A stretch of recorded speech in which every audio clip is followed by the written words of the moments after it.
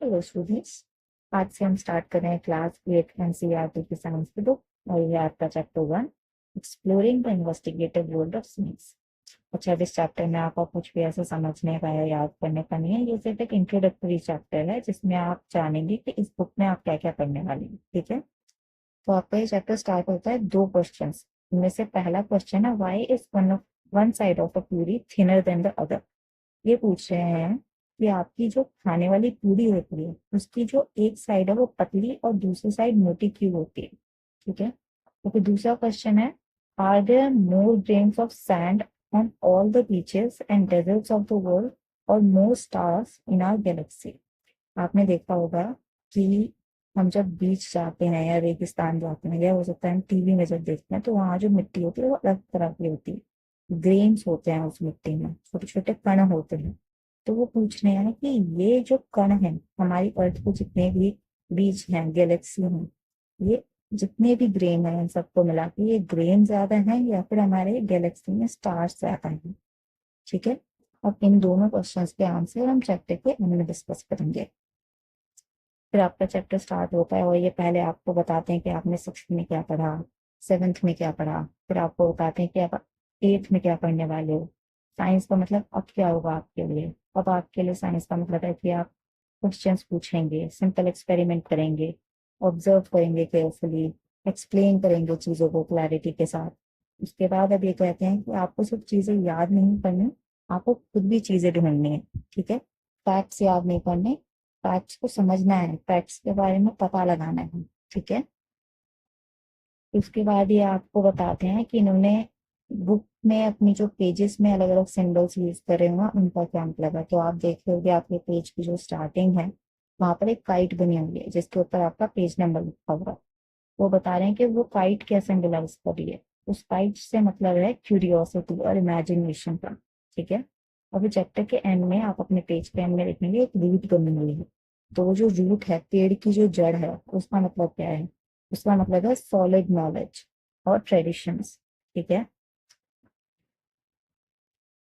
अब उसके बाद ये बात करेंगे, ये थोड़ा थोड़ा अब आपको इंट्रोडक्शन दे रहे हैं कि आगे आप क्या पढ़ने वाले हो। आपको जितने भी चैप्टर्स हैं उनका थोड़ा थोड़ा सा इंट्रोडक्शन इस पूरे के पूरे चैप्टर में दिया हुआ है। तो आप माइक्रो ऑर्गेनिजम्स के बारे में पढ़ेंगे। आप जानेंगे कि माइक्रो ऑर्गेनिजम्स क्या होते हैं, कैसे ये हेल्पफुल भी होते हैं और कैसे ये आपको हार्म भी कर सकते हैं। ये दोनों तरह के होते हैं।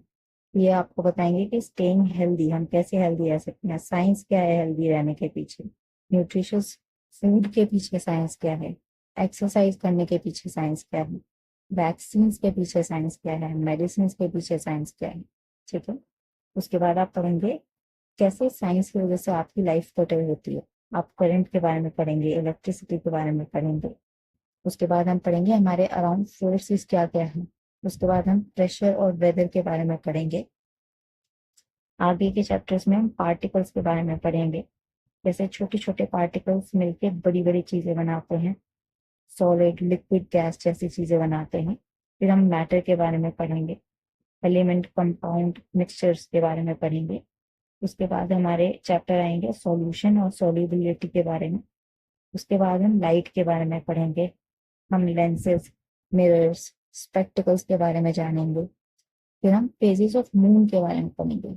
आपने देखा होगा मून कभी छोटा दिखता है कभी बड़ा दिखता है, तो ऐसा क्यों होता है। अर्थ का, सन का, मून का, इनके ऊपर क्या इम्पैक्ट पड़ता है। मून कभी छोटा छोटा दिख रहा होता है, कभी बड़ा बड़ा दिखेगा, कभी पूरा गोल दिखेगा। तो जो अर्थ है और सन है उनकी वजह से इसमें डिफरेंस आ रहा होता है या क्या रीजन है वो हम जानेंगे। ठीक है, फिर हम अलग अलग कैलेंडर्स के बारे में पढ़ेंगे, कैसे कैसे कैलेंडर्स होते हैं, किस किस तरीके से उन्हें ऑब्जर्व करा जाता है, कैसे मून की वजह से या सन की वजह से अलग अलग चेंजेस आते हैं कैलेंडर में। ठीक है, फिर उसके बाद हम लाइफ ऑन अर्थ के बारे में पढ़ेंगे, जैसे एयर, वाटर, सनलाइट या फिर दूसरे जो ऑर्गेनिजम्स हैं उनके ऊपर, उनकी वजह से हमारी जो लाइफ है वो डिपेंडेंट है, उनकी वजह से हम जी पा रहे हैं और कैसे ये सब मिलके एक इकोसिस्टम बनाते हैं। इकोसिस्टम क्या होता है वो हम आगे चैप्टर में अच्छे से पढ़ेंगे। फिर हम अर्थ के बारे में पढ़ेंगे कि कैसे अर्थ एक परफेक्ट प्लेस है हम ह्यूमंस के लिए, हम इंसानों के लिए। और फिर हम ये भी जानेंगे कैसे इतने परफेक्ट प्लेस को ह्यूमंस ने, इंसानों ने अपने अपनी ग्रीड के लिए, अपने लालच के लिए अर्थ को नुकसान पहुंचाना शुरू कर दिए। ठीक है, फिर हम जानेंगे कि हमारी एज यंग साइंटिस्ट क्या रिस्पॉन्सिबिलिटी है अर्थ के लिए, हम कैसे सॉल्यूशंस निकाल सकते हैं, कैसे स्मार्ट चॉइसेस बना सकते हैं, कैसे हम अपने प्लैनेट प्रोटेक्ट कर सकते हैं। अब आपने सुना, अब आपको याद होगा हमने जो पहला क्वेश्चन पूछा था कि क्यों पूरी की एक जो साइड है वो मोटी होती है और एक साइड पतली होती है। तो आपने देखा होगा मम्मी आपकी जब पूरी बनाती हैं तो वो आटा लेती हैं, आटे में थोड़ा सा पानी मिलाती हैं, फिर एक गोल सा डो बना लेती हैं और उसमें से वो छोटे छोटे बॉल्स लेती हैं, उन्हें चपटा करती हैं और फिर वो उसे तेल में डालती हैं। देखा होगा, इतना तो सबने ही देखा होगा, मम्मी या पापा जो भी बना रहे हैं। ठीक है, तो अब ये जो चपटी सी रोटी उन्होंने तेल में डाली थी, उसमें हमने पहले क्या बोला था कि मम्मी ने पहले उसमें पानी मिलाया था या पापा ने उसमें पहले पानी मिलाया था। ठीक है, तो जब वो उसमें पानी मिलाया था और फिर अब हमने उसे गर्म तेल में डाला है, तो उसकी वजह से क्या होता है, ये जो पानी था इस चपटी चपटी रोटी में, वो भाप बन के निकलने की कोशिश करता है। अब जब वो भाप बनने के निकलने की कोशिश करता है तो उसकी वजह से ये जो पूरी है ये गुब्बारे की तरह फूल जाती है। अब जब ये गुब्बारे की तरह फूलती है तो जो ऊपर की साइड है जहां पर तेल नहीं लग रहा, वो साइड तो ज्यादा फूल जाती है क्योंकि वहां पर तेल नहीं लग पा रहा, वो साइड भारी नहीं हो पा रही। और वहीं जो नीचे वाली साइड होती है जो तेल के डायरेक्ट कांटेक्ट में आ रही है, वो थोड़ी सी भारी रह जाती है, वो गीली भी हो जाती है, हैवी हो जाती है, जिस वजह से वो उतनी ज्यादा नहीं फूल पाती। पर फूलती वो भी है पर वो उतनी नहीं फूल पाती जितनी ऊपर वाली साइड फूलती है। अब क्योंकि ऊपर वाली साइड ज्यादा फूल रही है, ज्यादा स्ट्रेच हो रही है, तो वो साइड पतली रह जाती है, वहीं जो नीचे की साइड है वो मोटी रह जाती है। ठीक है आंसर।